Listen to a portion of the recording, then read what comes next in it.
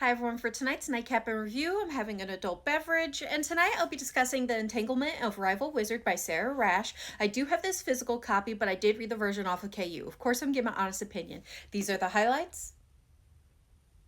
And there were no listed content warnings, and I gave this a 4.25, so what's it about? So this book is about Sebastian, who just wants to finish up his evocation degree, get the Magnus Research Grant, and start helping people. What he doesn't want is to lose the grant to Elithor, a conjuring snob and heir to a weapons manufacturing dynasty. Unfortunately, he is Sebastian's rival and now his assigned lab partner. With the two of them being forced into this project, their rivalry turns volatile, complicated, and dangerously magnetic. And even though Sebastian can't afford any distractions, he can't get Elithor out of his mind. But falling for your academic nemesis is a great way to blow up your future. So what are my thoughts? Again, I'm giving this a 4.25. Now, I want to start off saying I do think this is a solid book, and while there are a lot of elements I would normally enjoy, for some reason, me and this book just didn't click. I can't give you an exact reason why, as I had no issues with the author's writing style, the characters, or the story. I was just not vibing with this book, and anytime I put it down, I had to remind myself to pick it back up. So this is very much probably a me issue, so keep that in mind as you listen to this review. Now, I will say for most of this book, it was a solid 4. I was just along for the ride when I remembered to pick up the book, but I had no urgency in trying to figure out what happened next.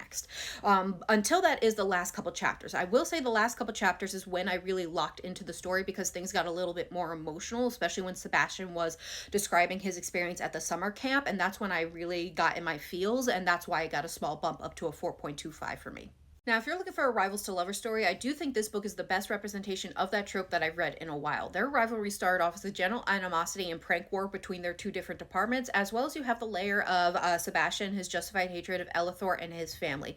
The evolution of their relationship and how it progressed from rivals to lovers really made sense as they worked through their issues. It felt like a natural occurrence and not something that happened instantly. Now, with the characters themselves, I really liked both of their characters, but it's obvious they've both been through shit and they have developed responses because of that and now have complicated relationships with both of their families.